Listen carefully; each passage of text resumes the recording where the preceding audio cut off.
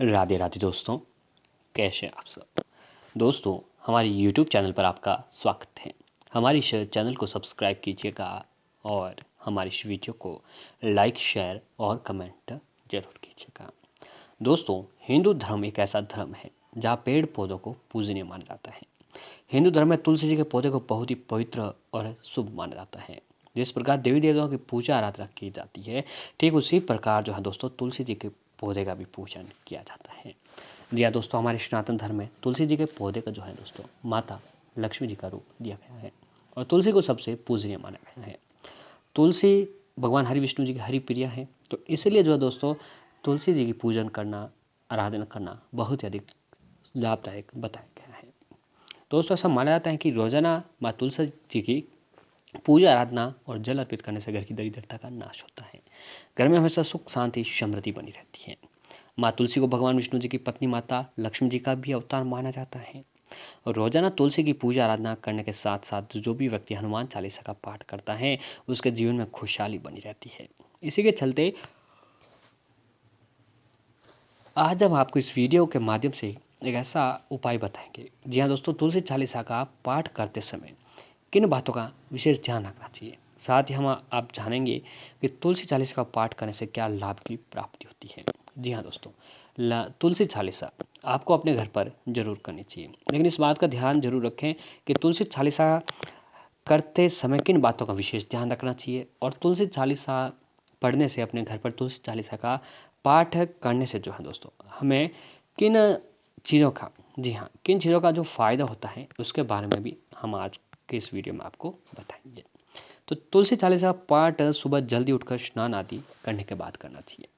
जी हाँ, तुलसी जी का जब आप पाठ कर रहे हो तो हमेशा आपको सुबह जल्दी उठकर स्नान आदि कर लीजिएगा और फिर जो है दोस्तों हम तुलसी चालीसा का पाठ करें। तुलसी चालीसा के पाठ के दौरान साफ और स्वच्छ हमेशा कपड़े पहनने चाहिए। उन कपड़ों को नहीं पहनना चाहिए जो बीते दिन पहने हो। जी हाँ, आपको हमेशा तुलसी जी की जब भी तुलसी चालीसा का पाठ कर रहे हो तो उस समय हमेशा स्वच्छ वस्त्र पहनने चाहिए। हो सके तो सफ़ेद या फिर पीले रंग के वस्त्र आपको धारण करने चाहिए।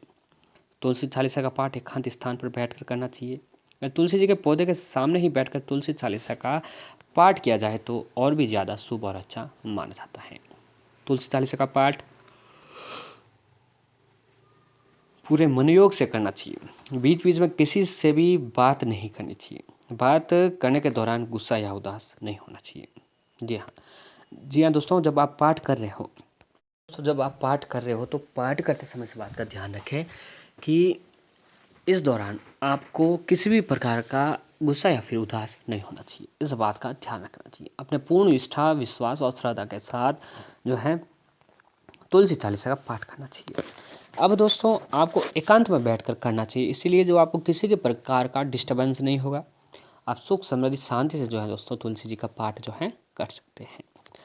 अब आइए जानते हैं तुलसी चालीसा का पाठ करने से क्या जो है दोस्तों हमें लाभ मिलते हैं। जी हाँ, तुलसी चालीसा के पाठ करने से हमें बहुत सारे जो है लाभ प्राप्त होते हैं।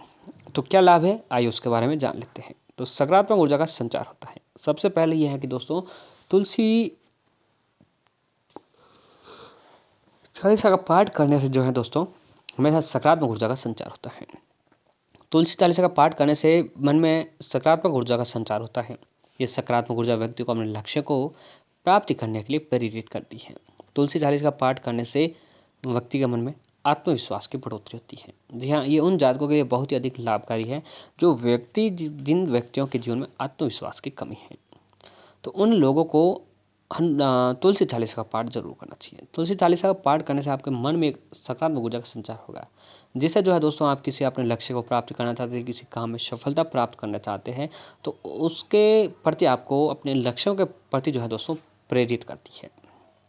अब अगला है कि भगवान विष्णु और माता लक्ष्मी जी की कृपा भी बनी रहती है। जी हाँ, तुलसी चालीसा का पाठ करने से भगवान विष्णु जी और माता लक्ष्मी जी की विशेष कृपा हमेशा आप पर बनी रहती है। उनकी कृपा से व्यक्ति को कभी भी धन धान्य की कमी नहीं होती है और तुलसी चालीसा का पाठ करने से जो अपने घर की दरिद्रता है, परेशानियां हैं, वह खत्म हो जाती है। जी हाँ, क्योंकि माता लक्ष्मी जी जो है दोस्तों भगवान विष्णु जी की पत्नी है और तुलसी माता लक्ष्मी जी का एक रूप है। तो ऐसे में माता लक्ष्मी जी की पूजा आराधना अगर आप माता लक्ष्मी जी को अपने घर पर जो है आमंत्रित करना चाह रहे हैं तो दोस्तों आपको जो है तुलसी पूजन करना, तुलसी चालीसा का पाठ करना बहुत ही अधिक लाभकारी माना जाता है। अब अगला जो है कि दोष दूर होते हैं। जी हाँ, तुलसी चालीसा का पाठ करने से व्यक्ति के सारे दोष जो है दोस्तों दूर होते हैं। व्यक्ति को अच्छे कर्म करने के लिए प्रेरणा मिलती है। इसके अलावा पाप भी जो है व्यक्ति को दूर हो जाते हैं। या दोस्तों कई बार क्या होता है कि हम चाहकर भी हम लोग पाप नहीं करना चाहते हैं, फिर भी क्या होता है कि जाने अनजाने में हमसे जो है दोस्तों कुछ ना कुछ पाप हो ही जाते हैं। तो इन पाप से छुटकारा पाने के लिए तुलसी चालीसा का जो फल प्राप्त होता है वह हमारी सारी प्रकार की पाप से जो है दोस्तों हमें मुक्ति दिला देता है। अब अगला जो है दोस्तों शादी में बात।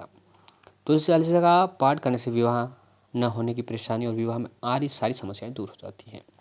तुलसी चालीसा का पाठ करने से शादीशुदा व्यक्ति के जीवन में खुशहाली आती है, घर में धन की बढ़ोतरी होती है और पति पत्नी के बीच में जो लड़ाई झगड़े अनबनता होती है वह हमेशा के लिए जो है दोस्तों खत्म हो जाती है।